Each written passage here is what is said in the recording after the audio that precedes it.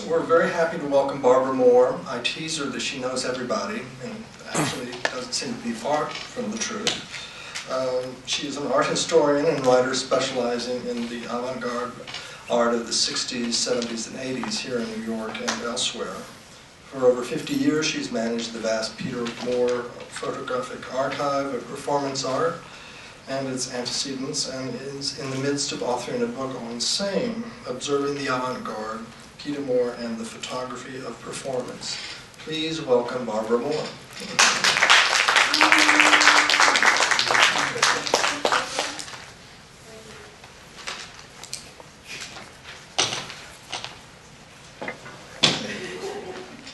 Thank you, Jay. And thank you, everybody, for coming. Okay.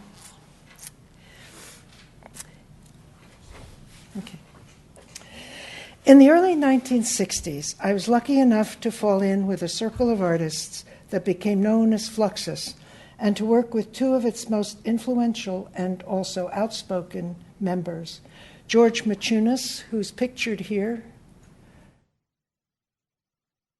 and Dick Higgins. These are Peter Moore photographs, of course. And Dick Higgins, whose then contentious relationship with Maciunas led him to start a rival operation, Something Else Press, the very name positing an alternative. Maciunas and Higgins were two very strong personalities who both paradoxically engaged in art intended to diminish the role of the artist's ego. Instead of expensive, exclusive, unique, and signed works, artists would create unautographed, open-ended editions of objects or printed matter, art available to all at a reasonable price. Their subsequent divergent but overlapping publishing paths to a certain extent reflected their dramatically different backgrounds. Maciunas, a native Lithuanian, had spent some time in a displaced persons camp after World War II before emigrating to the United States. In collaboration with the musician and philosopher Henry Flint, he was stridently Marxist. His approach to producing art editions was thrifty and cunning.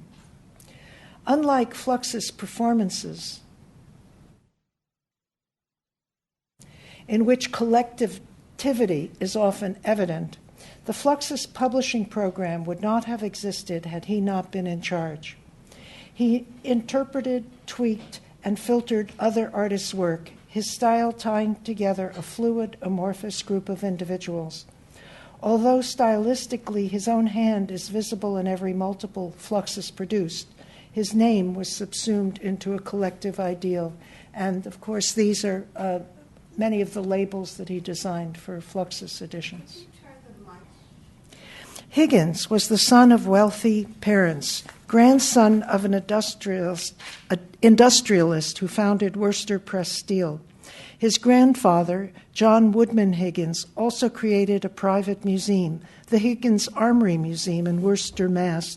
And by the way, by coincidence, that museum, after over 80 years, has just closed at the end of 2013. But most of its collection has gone to the Worcester Art Museum. Dick began Something Else in a commercial office building in what is now called the Flatiron District, and spared no expense in publishing Something Else books. Maciunas and Higgins' relationship started out compatibly enough during early collective aspirations in the formation of Fluxus, at which time Higgins submitted his double manuscript, Postface, Jefferson's Birthday, which is pictured here. It was bound what's called dos-it-do binding when the two books are back-to-back like this. And Higgins submitted this to Maciunas for publishing. As the story is most often told, their split seems straightforward and based on a seemingly trivial incident. Maciunas dilly-dallied in producing the book, so Higgins retrieved his manuscript. There was only one original and perhaps a carbon in those days, vowing to publish it himself and thereby start his own venture. As related by Peter Frank, and I just want to show you this the other way around, okay. As related by Peter Frank in his 1983 Something Else Press bibliography, quote, Higgins returned home and announced to his wife, Allison Knowles, that he was starting his own press. Really? What's it called? She asked. Shirt Sleeves Press. That's no good, came the response. Call it something else. And actually, there's another, less guarded version of the origin of the press's name. In an unpublished letter written several years later, where that would be in 1966, to Jeff Berner, Higgins revealed that what he actually proposed to Knowles was Fluxus Annex, and that Knowles persuaded him not to, quote, hurt my old comrade, unquote. Although he took her advice, Higgins's competitive attitude was openly apparent when, in spring 1964, he set up his own series of performance lectures, some conflictingly scheduled on the same dates at the same times as concerts in the famous inaugural Fluxus series at Maciunas' loft on Canal Street. I should mention at this point my own awareness, or lack of it back then. I've been struck by certain conjunctions of events that were not fully apparent to me at the time they took place. Beginning in 1964, having been drawn into the Fluxus circle, but not being an artist myself, I took every chance to work for and with Maciunas in other capacities. At that time of developing frictions, he even chose to award me a spurious title, temporary administrative director, to deflect attention from himself.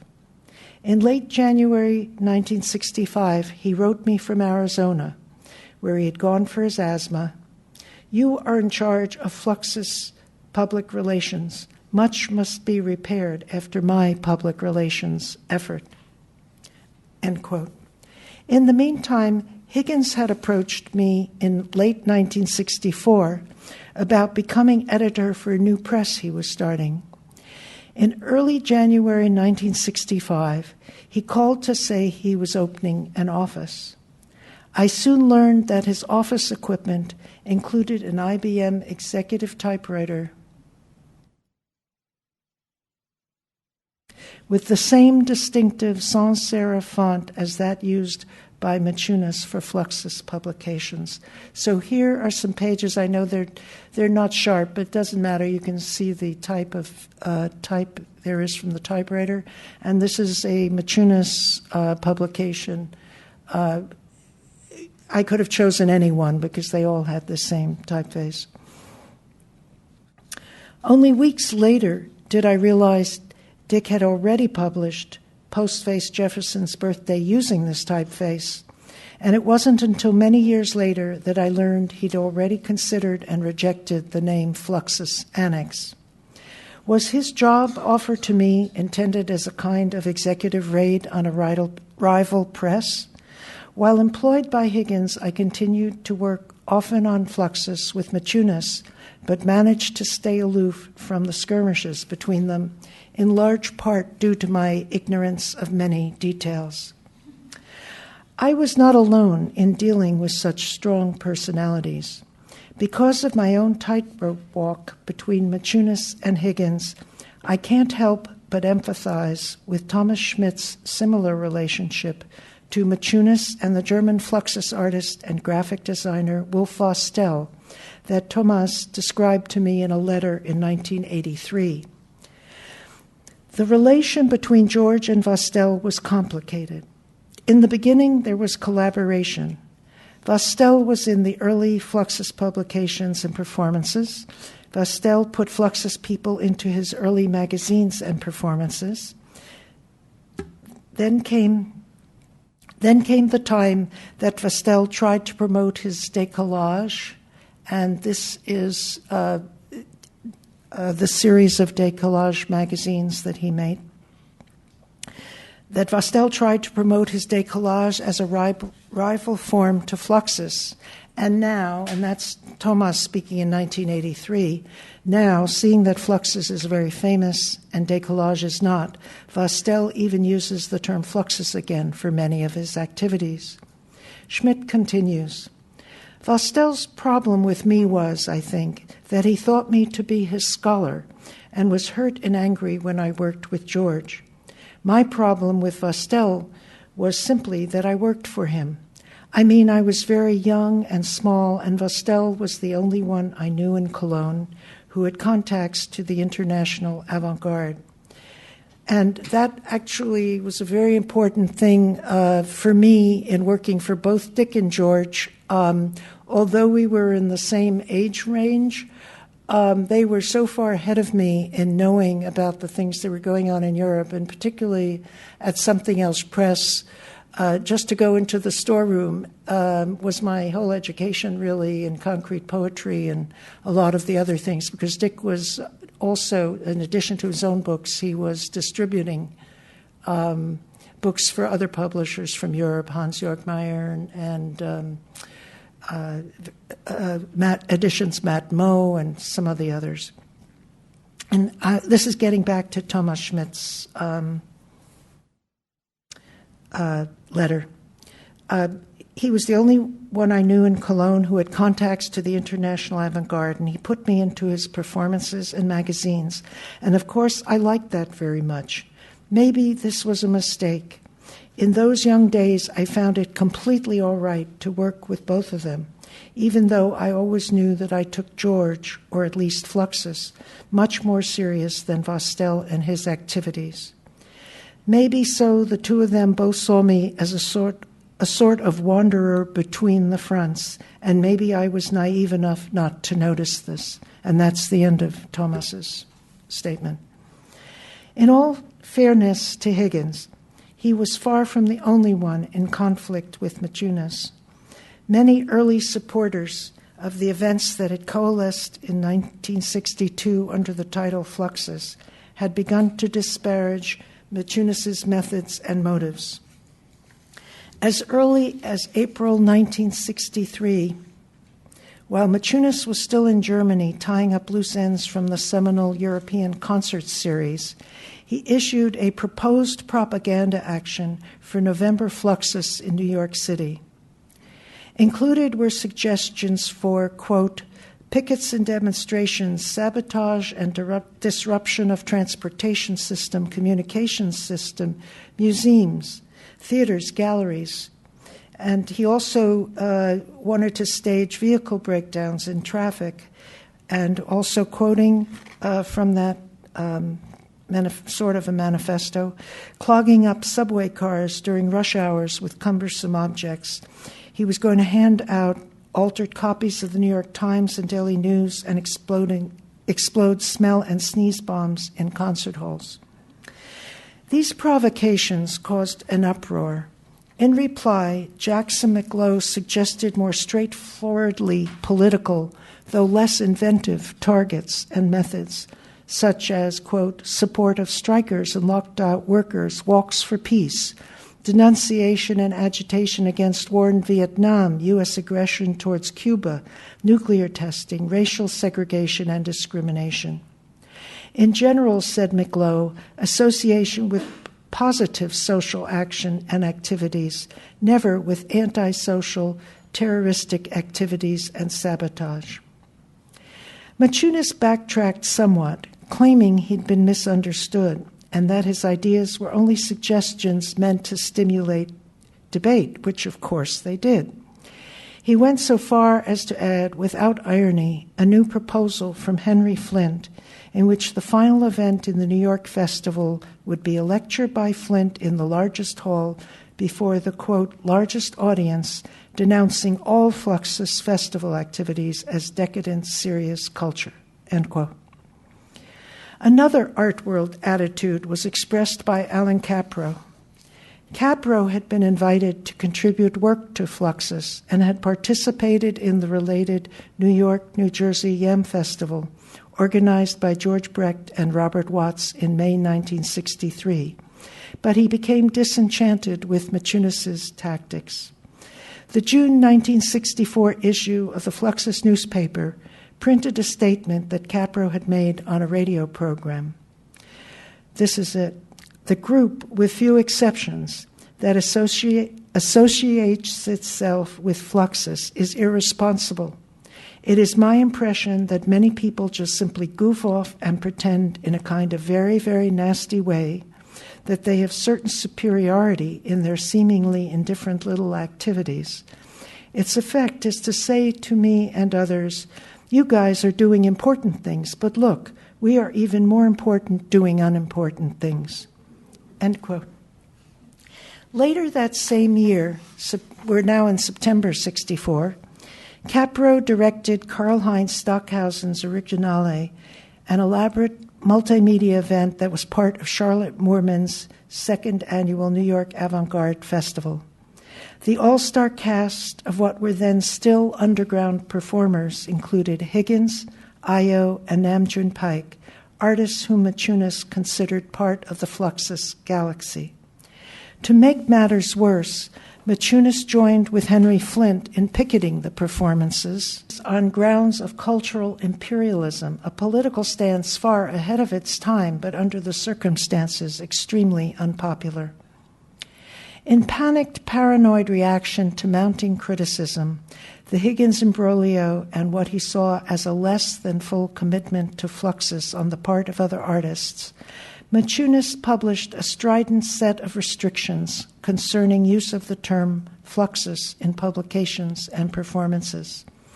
If Fluxus compositions outnumber or exceed in duration other non-Fluxus compositions, the whole concert must be called and advertised as Flux Concert, he demanded.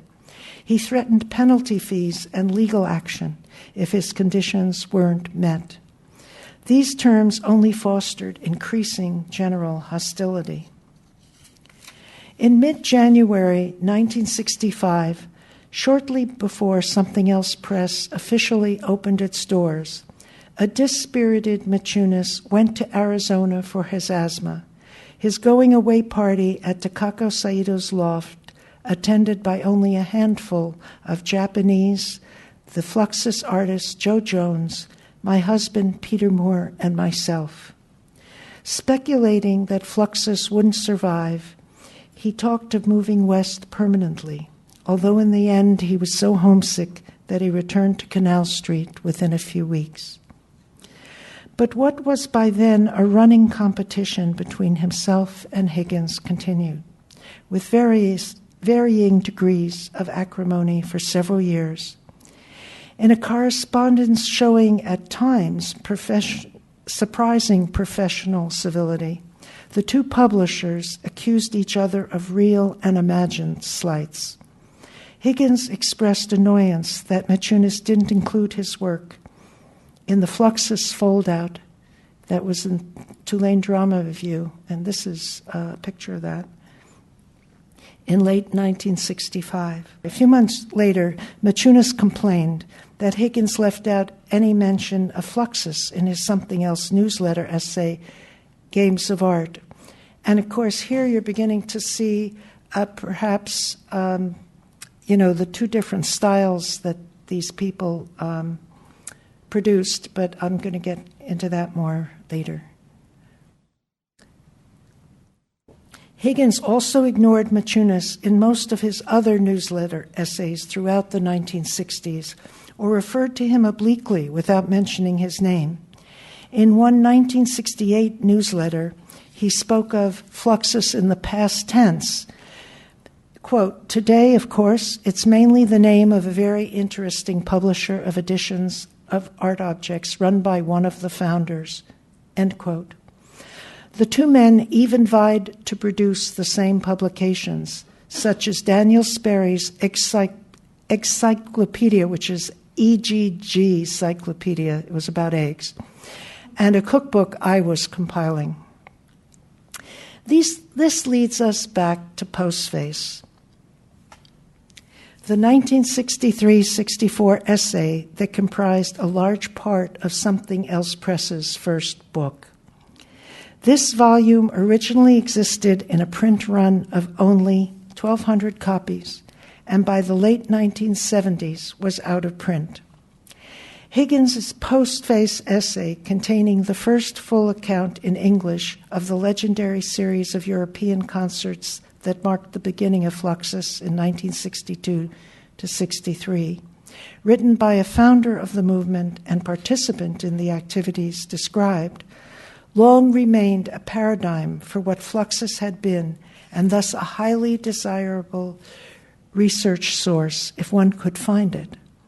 In this period before Fluxus became factionalized, Higgins was exuberantly partisan on behalf of his colleagues as alternatives to what he called the going thing. Towards the end of Postface, Higgins gives an opinionated but otherwise straightforward first-person description of events leading from his own presence in John Cage's influential New School class of the late 1950s through his participation in the European Fluxus concerts.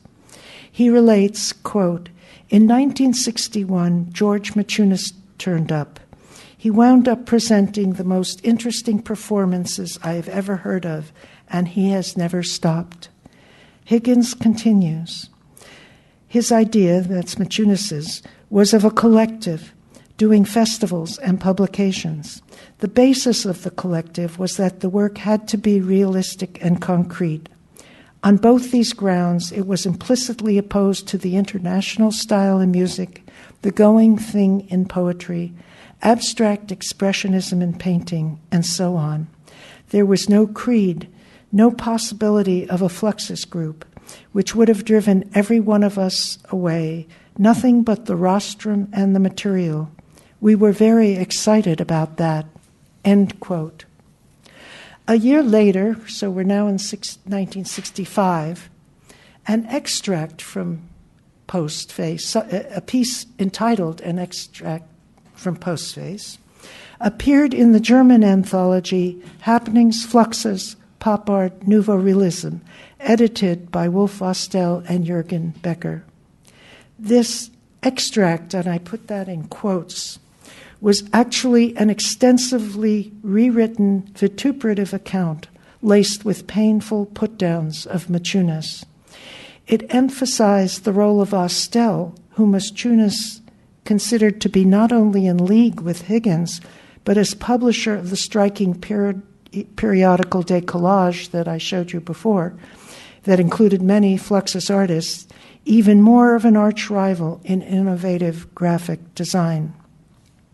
Expressing feelings he hadn't dared articulate in the English language, Higgins defiantly declared in German, "I now founded Something Else Press to publish the things that Fluxus should have done, and I will continue to do so." Also in the German text was an emphasis on Maciunas's and Flint's brand of pro-Soviet politics that had so alienated many of their colleagues earlier. Higgins's most damning words appear in the final paragraph.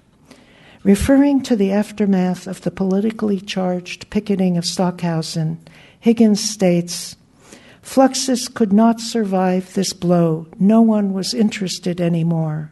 Fluxus went out of existence, and somewhere a sad and not-so-young Maciunas is sitting in the same street, on the floor, patiently putting together the first edition of the Fluxus magazine and refusing to accept the demand that he resign." Once again, my own awareness came belatedly. In 1965, when I questioned Maciunas as to whether he wasn't being a bit harsh to accuse Higgins of such extreme disloyalty, and most colleagues were accusing George of total paranoia, George responded that the evidence was in Vostell's German book. I owned this book from the time of publication, but didn't speak German.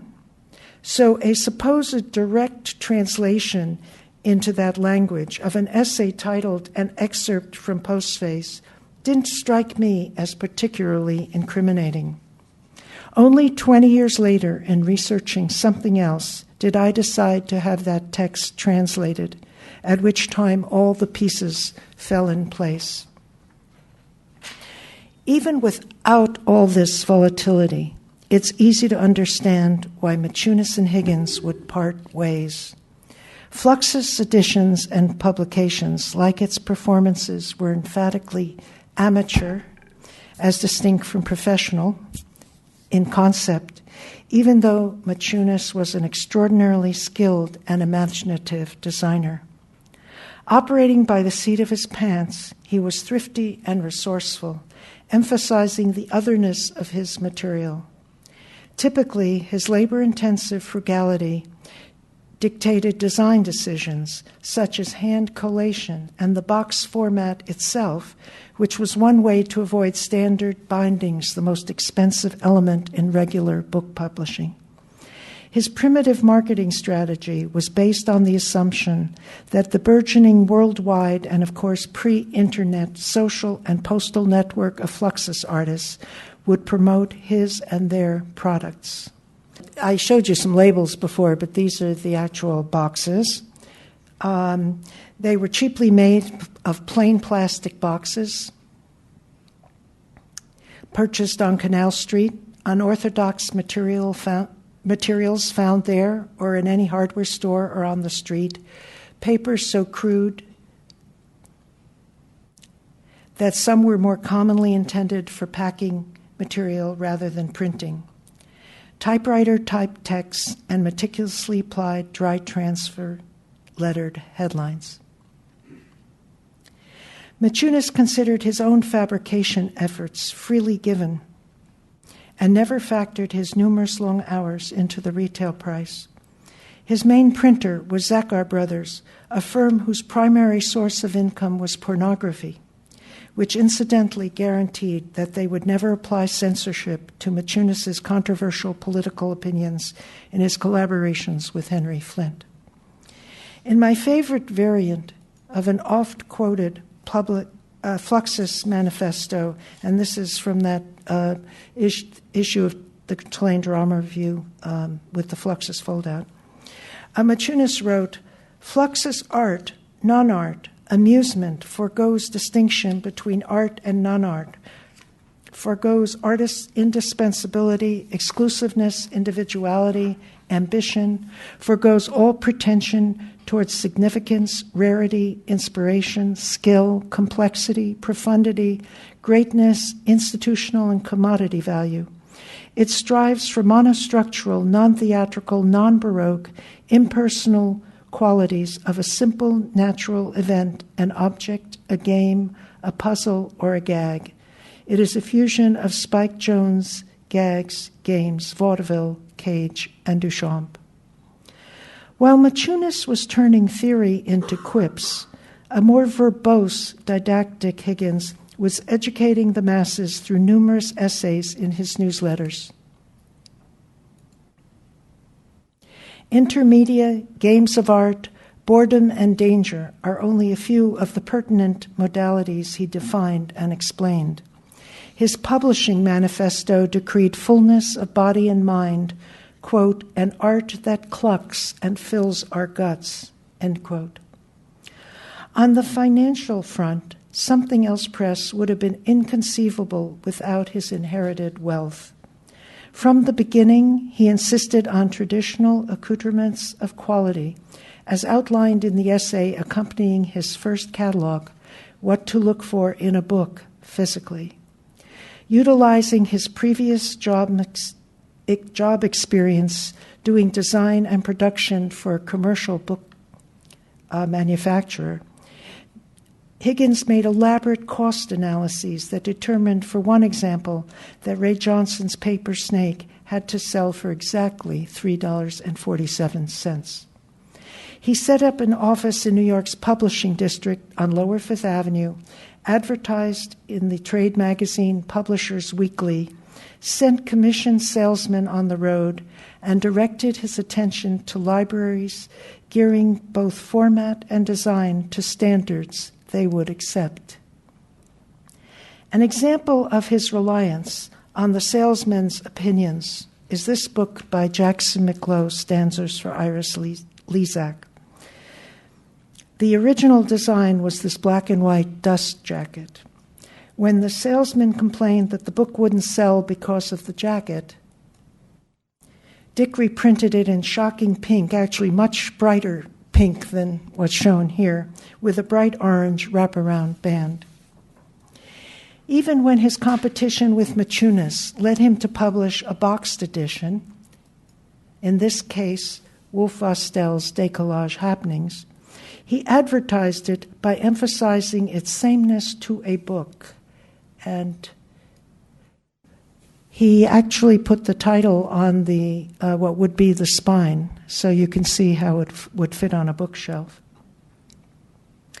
And he was slyly getting in another dig at Machunas when he said, "The whole package fits onto a bookshelf and in this way differs from most other odd format books." With the exception of Postface Jefferson's Birthday, he had all press publications professionally typeset. He used the finest printers and binders and materials, such as acid-free paper. "We are not interested in built-in obsolescence," he stated. "We want our books to be as fresh 10 years from now as they are today, and as much of a joy to behold." End quote. Indeed, it was in the areas of presentation and marketing that Higgins made one of his most profound contributions to small press history. An essay I wrote many years ago expressed my initial confusion about Higgins's practice and my ultimate understanding of its success. This is what I said. There's something called self-plagiarism today, so I have to tell you that I used this before. Bucking the trend towards eccentric multiples and boxed editions using unorthodox materials, Dick resolutely produced well-made book-like books, complete with cloth-covered boards and shiny dust jackets. They didn't look stodgy. In fact, the sometimes florid typefaces and garish graphic treatments leapt off the shelf, but I was baffled by the conformism. Dick was committed to the most radical art concept of the time, intermedia. He wrote the key essay defining it, yet he wouldn't tamper with the formalism of the book. Of course, he turned out to be right. By advertising where book dealers and librarians looked and offering them a package they could recognize, he snuck the avant-garde into the hands of a new readership. These artistic wolves in sheep's clothing infiltrated the establishment, laying the groundwork for the artist's book revolution to come. In its traditional book formatting, appeal to libraries and bookstores rather than galleries, and prophetic championing of the works of Gertrude Stein, an author whose work he republished extensively, Something Else Press revealed the most significant underlying philosophical divide between its own publishing program and the more visual, tactile, and participatory one of Fluxus. Even though he espoused and in his performance work practiced intermedia, which he referred to as the mid-ground between traditional media, Higgins in essence saw his press as a literary purveyor. This characteristic harks back to the very young Higgins of the late 1950s and early 60s, who, influenced by that era's small press revolution, began self-publishing his own writings. As he once expressed it, quote, naked and cranking out his works on an 1888 A.B. Dick mimeograph machine to the tune of The Ride of the Valkyries, end quote. I want to defend literature, he said in a 1972 issue of his newsletter. Literature is the art of thought. Call it the lowest common denominator or the highest acting principle. Without it, the other arts are trivial. These statements were made during one of the most prolific periods of Machunas' production of Fluxus box multiples, a circumstance Higgins rightly or wrongly took some credit for. Now we have a third version of Postface, published as part of an anthology in 1982 and once again revised, but without a notation of that revision. He went to great pains to minimize any prior conflict between himself and Maciunas, even though he was unable to completely abandon his earlier competitive attitude. Quote, "There is no question that while it was not the intention, it was an effect that Something Else Press's development led to a decrease of the necessity for Fluxus book format involvement in view of the fact that now many of the artists who founded Fluxus have something else as an alternative outlet," end quote. And actually, of course, Maciunas wasn't interested in publishing books as books. He always resisted the issue of binding, and he published things as posters sometimes. There's a whole other story there. But for all their stylistic and personal differences, Maciunas and Higgins both offered alternatives to a calcified establishment with one very central tenet they had in common: democratic distribution and pricing. Maciunas consistently produced his Fluxus multiples in theoretically unlimited quantities, limited solely by demand and the time it took for fabrication. With only a handful of exceptions, Higgins's Something Else Press editions were published in such large quantities that they remained in print at their original modest prices into the 1990s. Both entrepreneurs had adopted a strategy in which art didn't have to be validated by signature. This discordant history has a bittersweet ending. In 1974, the press went bankrupt, and Higgins wrote a long, rambling letter to Maciunas about returning to the fold. In 1975, Maciunas lost one eye in a beating by thugs, which precipitated within Fluxus a grand reconciliation led largely by Higgins that culminated in a banquet in Maciunas's honor in May 1976. And this is from the banquet. And actually, I didn't have access to an earlier photograph. I had mentioned the going away party for George in 1965 that was at Takako's and how few people were there. And there is a Peter Moore photograph that shows that, and it's like very desolate. This is the way things ended up by great contrast. That the banquet in Maciunas's honor in 1976, an event held, incidentally, in the Loyal Zacher Brothers Fluxus and Pornography printing loft. That same year, Maciunas was forced to leave his Worcester Street home, which he didn't own, when the building was sold. He then moved to an old estate in New Marlborough, Massachusetts, near his good friend, the collector Gene Brown. There, although often in pain until his death in spring 1978, he welcomed visitors from around the world, gave numerous joyful parties, and hosted the 1977 Fluxus Snow events, a glorious return to the heady, collaborative ambiance of early Fluxus. Thank you.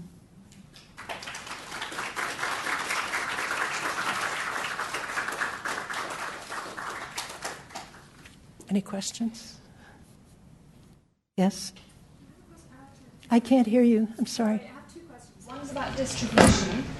Could you talk about where the books were distributed, where they sold in bookshops? Yes, he sold them in bookshops, but actually he did a series called The Great Bear Pamphlets, and I think out in Berkeley or someplace they even were in the maybe James knows this. They weren't they in a like next to the checkout counter in a supermarket or something? Yeah, that's what Yeah.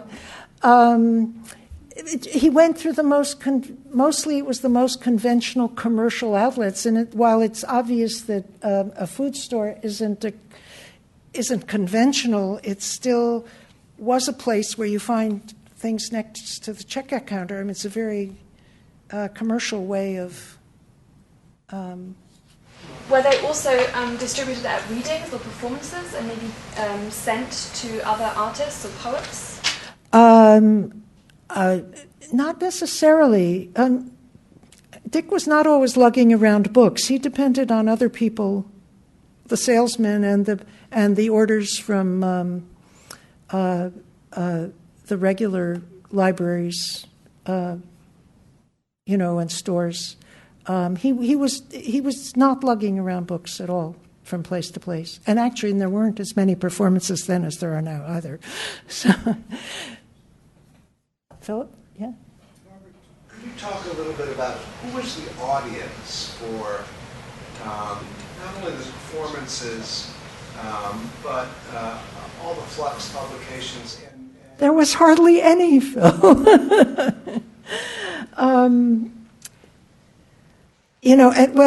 Well, this relates to what I was talking about, how the books, so many of the books remained in print, and there were large quantities of them.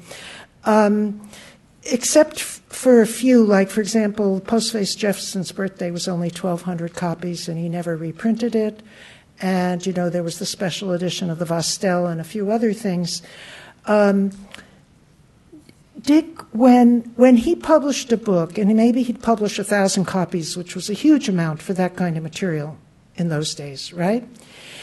And he's advertising in Publishers Weekly, and he's sending out dozens, maybe hundreds of copies to critics, probably all the newspapers, the conventional newspapers, and all the outlets where he might get publicity, okay? And then, of course, some orders are going to start to come in from, like, the libraries who aren't quite sure maybe what they're getting, and maybe had some surprises in store. There was another newspaper that was published by a man named Jerome Agel, who was also the book packager for the McLuhan Quentin Fiore book, The Medium as the Massage. And Jerome had like a sort of an avant-garde publishing newspaper, and he was a big promoter of Dick's work and always had articles about the press books and his things. So these orders would come in, and that would mean that in the first 2 months after publication, Dick might have sold several hundred books, like 300, maybe 400.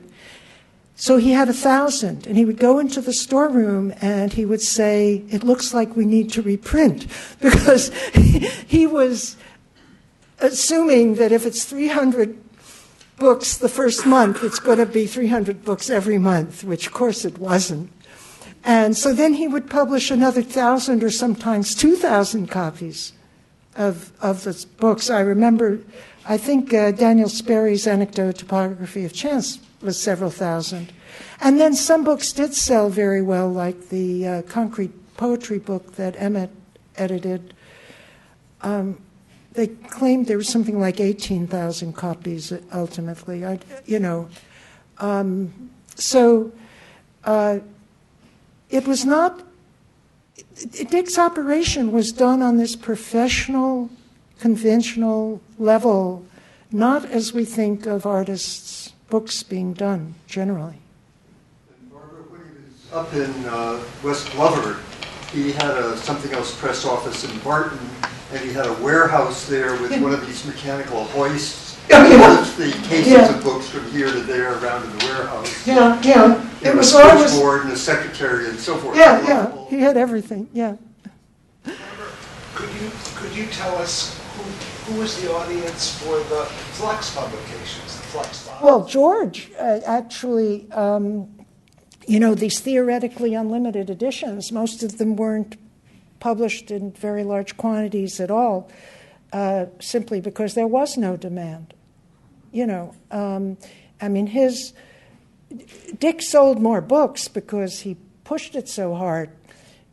George was depending on this peer-to-peer system, which worked up to a point. I once calculated, that Fluxus one that I showed you a picture of.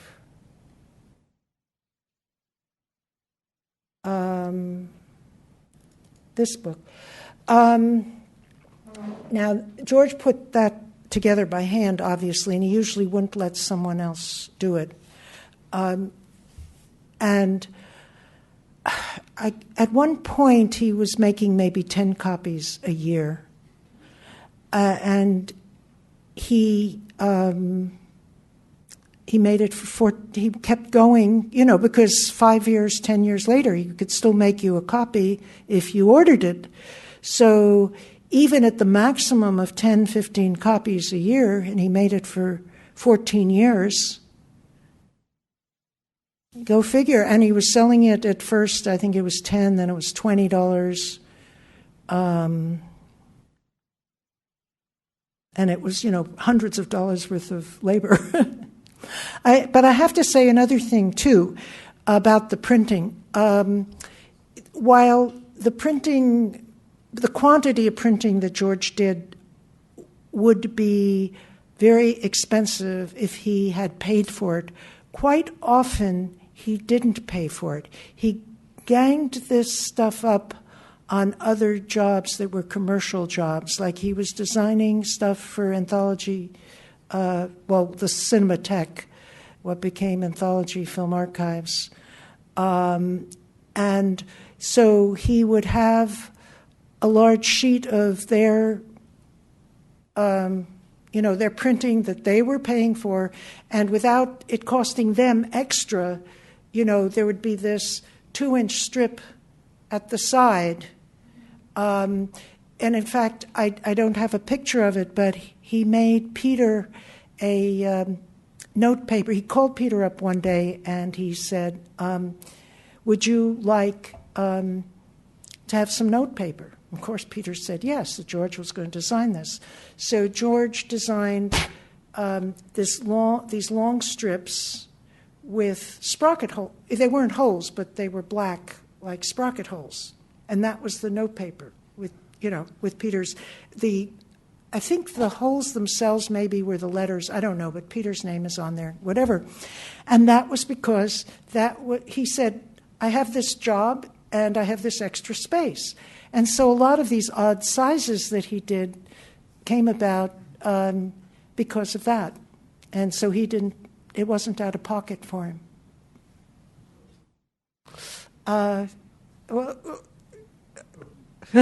And there's somebody, can I give the other person a chance, Jeff, and I'll get back to you? Yes? It says there in the flyer that you worked for both men, and I just wondered what kind of things you did for them, or with them.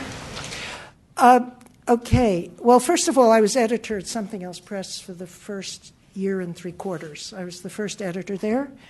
And, of course, that it was sort of, we all did everything in a way. I mean, I did correspondence, and too, he didn't have a separate secretary at that point.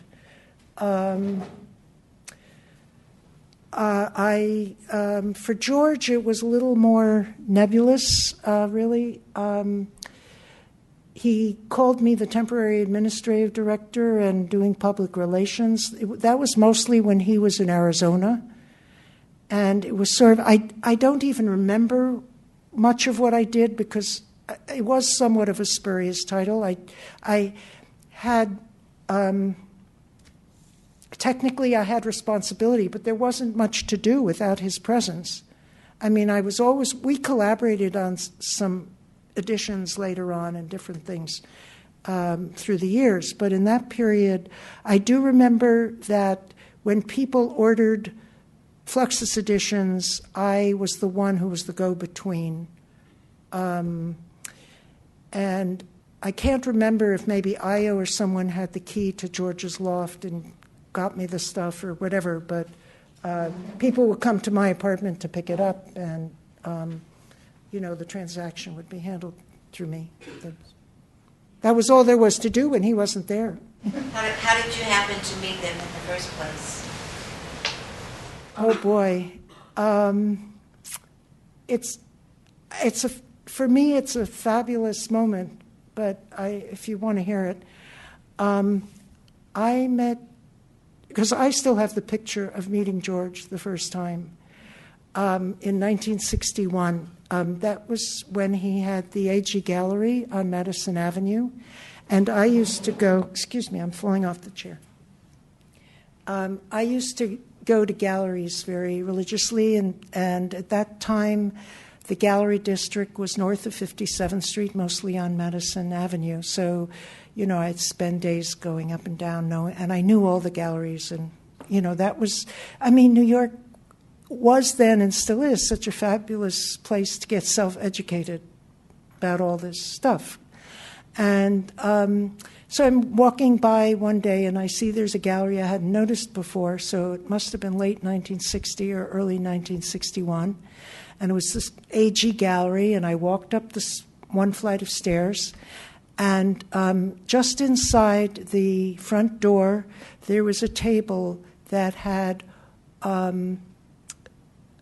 lot of little graphic designed cards and flyer kinds of things. And at that time, I was very interested. I always have been interested in commercial graphic design, and I collected a lot of it. And I said to a man who was there, who was probably Almus Salsius, George's partner, I said, "Who did these?"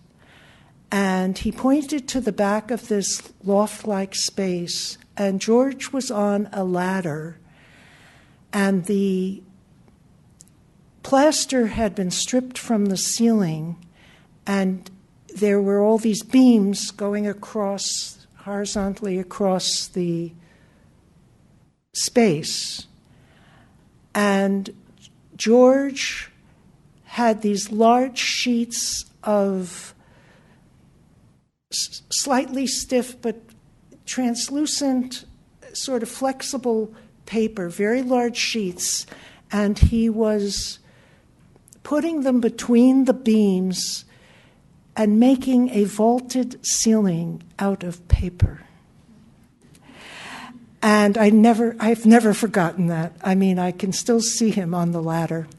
And actually, I didn't get to know him at all then. In early 1962, but I got on his mailing list, which was the important thing. So, of course, I didn't know all what was going on, and he went off to Europe to do the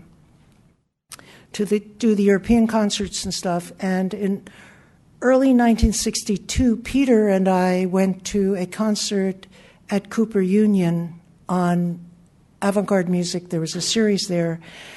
And Dick Higgins had gone to Yale with Peter's brother. So we introduced ourselves, and Lamont was in that concert. And so we got on their mailing lists. And then by that, we got all the notices and started going to the things. But really, it wasn't until 1964 that those concerts, those Fluxus concerts, were in New York. So I didn't see George between 61 and 64.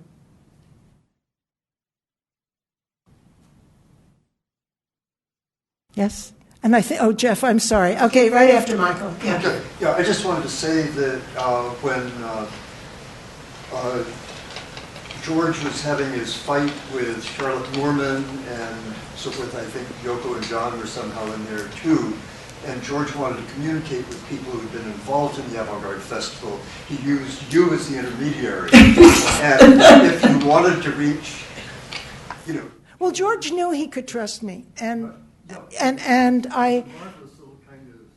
Yeah, thank you for reminding me of that. I was between these two people and not realizing the depth of their animosity. Seeing it, George wasn't complaining specifically to me about it, and certainly not when I was doing something, with him or whatever. But,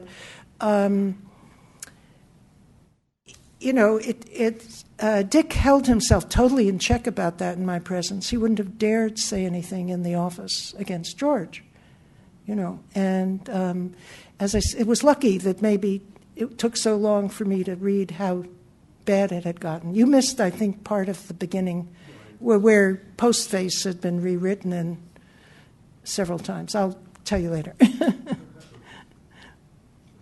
there any relationship from Matrunas being in Europe and the Italian futurists? Oh, it's much later. It's much later. Well, did he see a connection? Or? Oh, well, okay.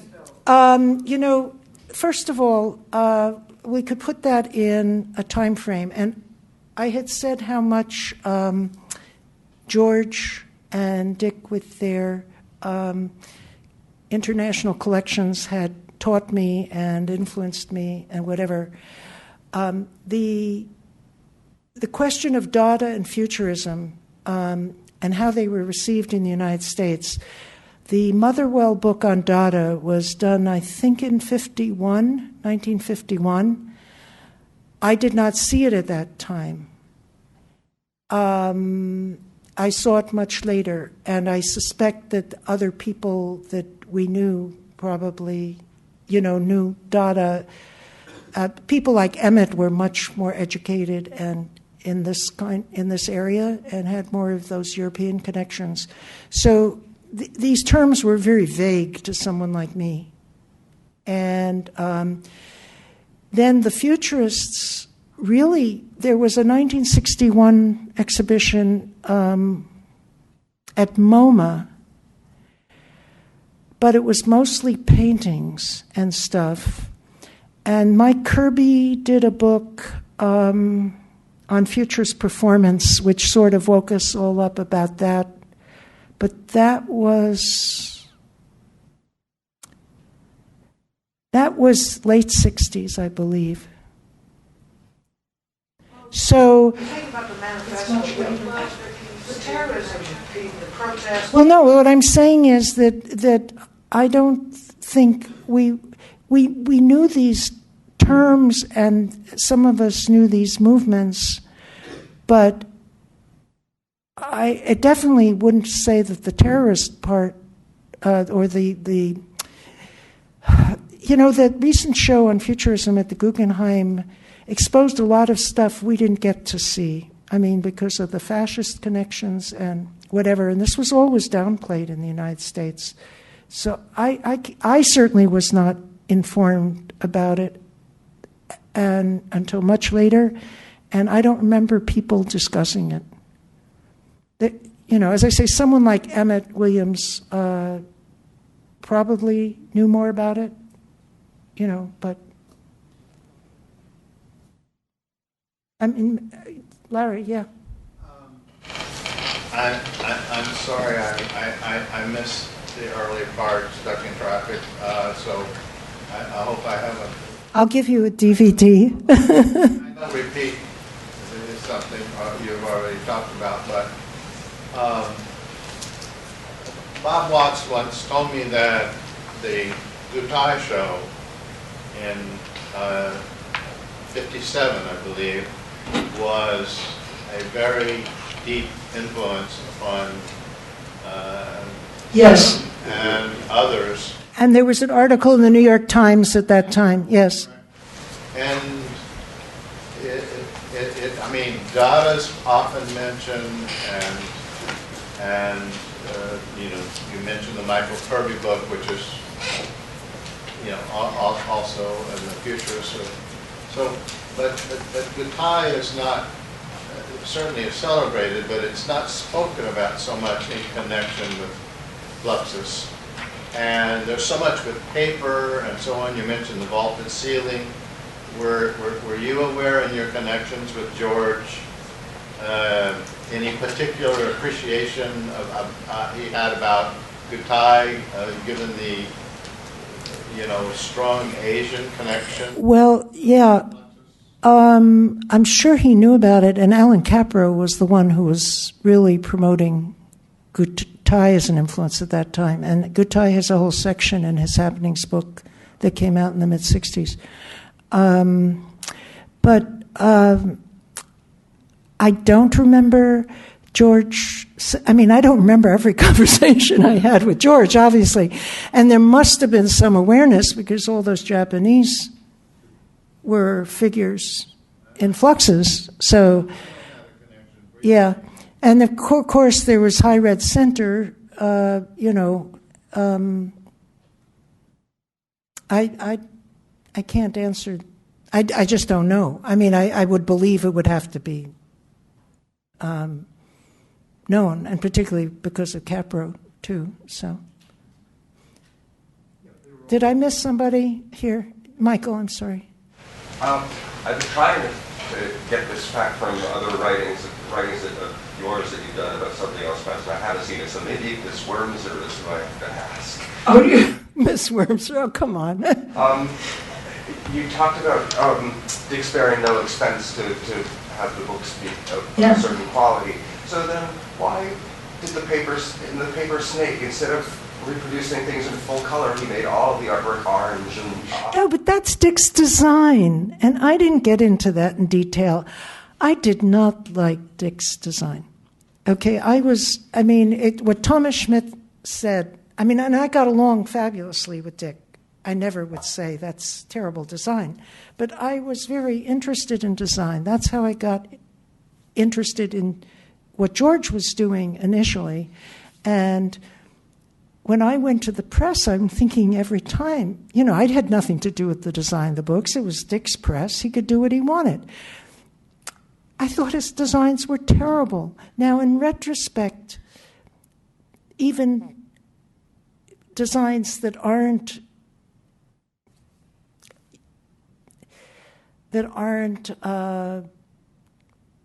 aesthetically pleasing or aesthetically what you'd want them to be or whatever, they have a certain look to them. And Dick had this very weird way of designing a book. And that was one of the prime examples. And it was Dick putting his mentality over and above Ray's to a certain extent, wasn't it?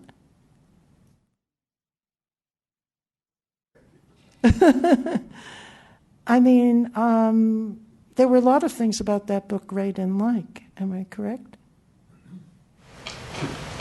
He never says anything specifically about the design, but I thought that there must be a... I thought I heard him say, well, way back when, about the design, but I don't know. I can't say more. No, thank you for that. So it wasn't a financial consideration? Oh, no, not at all. Although I guess it kept the price down to $3.47, but Mark, yeah? And yeah, he was trying to keep the price down by using... I can't hear you. I say he was trying to keep the price down by using limited colors of inks, right? That's why it had that weird color. I don't... Anyway... It may have had that result, but I never saw his design. Look, he went and reprinted that whole run of the dust jacket for the McLow book, I don't know. What I wanted to ask was, I'm sorry if you might have mentioned this, was the connection between George and the futurists in the form of those bolts that he used for the binding? That has been a question in my mind for a zillion years, and I wish I had asked George about it when he was alive. There's this book by Fortunato Deppero that is a bolted book, which you think of this as being a direct descendant. Now, there are two things about that. One is that book, I believe, is on the cover of the catalog or something related to that book, but the book itself does not appear in the checklist. The other thing is that show was at MoMA. I can't remember the exact relationship, but George was mostly in Europe then. George left for Europe November 1961 or sometime around then. And so I haven't looked at this problem in years, but it's always been on my mind. I am not sure George saw that book. And it's also the danger of seeing two things that look similar and inferring that one influenced the other when we know that these ideas are in the air sometimes. And that could have happened. I just can't say it. The indications are that George did not see that book in that show.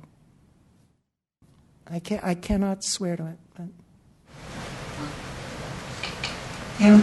Barbara, I just wanted to make one small correction about your last slide of the Festschrift banquet. Yes. And the idea was a George Brecht idea. Yeah.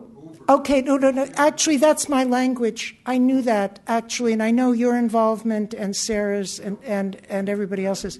The banquet wasn't Dick's doing. It was the initial reconciliation at an earlier point between, in other words, Dick did this complete turnaround starting in 1974, in which he was, what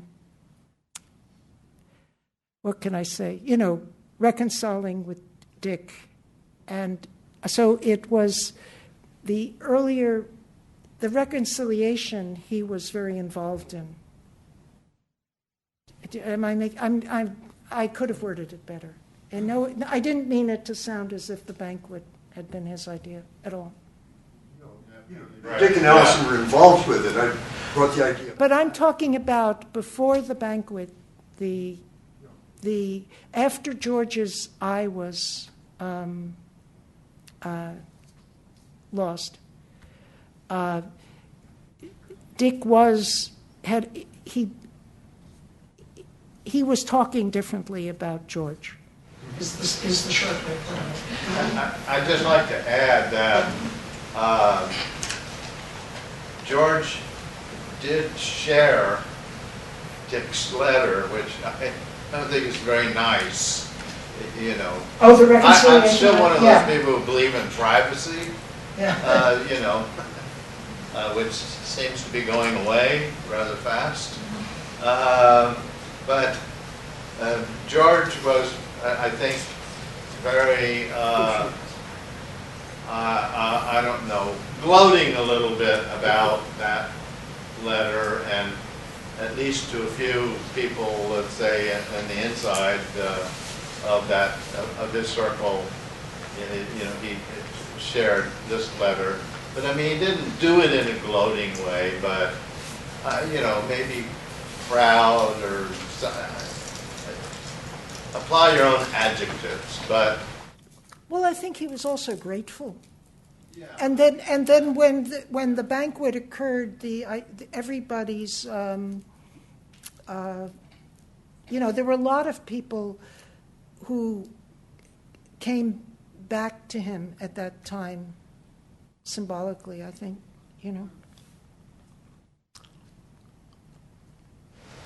I would like to establish the years of the end of the publication. So you said McCunis went bankrupt. No. McCunis didn't go bankrupt. It was Something Else Press. Dick Something Else Press. He used up all his money, basically. So his publication ended when? When what was his last book publication? Oh, golly. James Hoffman maybe knows. I don't remember the exact last book because actually he handed over the press to somebody else for a while, but then he withdrew all his money. And I think the year of the bankruptcy was 1974, maybe. The gardening book was the last, maybe. Yeah, I'm sure. I wasn't.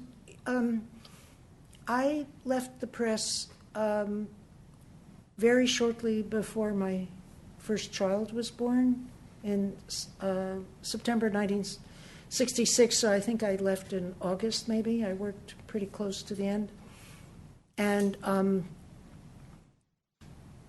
but for years afterwards, I did proofreading and copy editing on a freelance basis for them. So, but I wasn't involved. I wasn't in the office or directly involved with it in any way.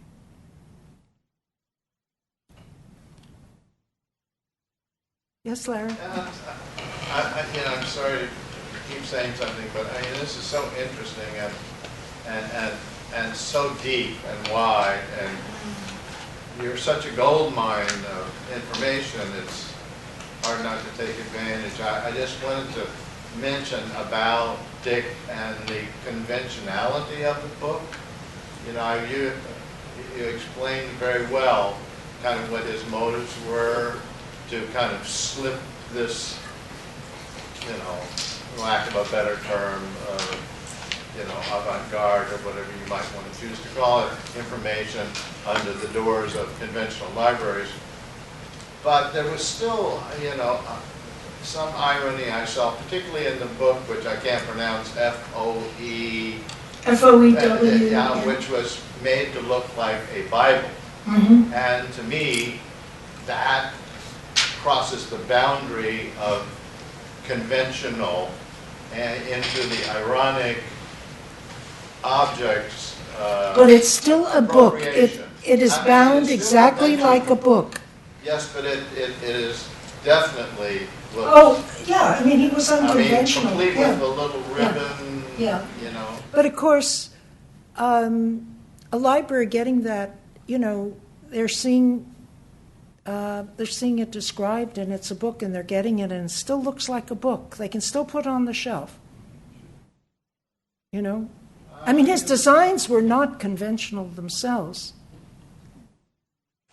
I don't know. I think that book stands out for me as object-like because of its reference. Of course it's I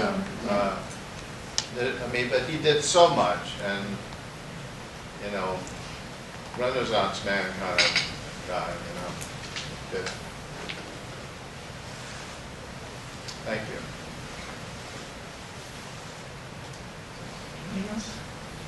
Thank you.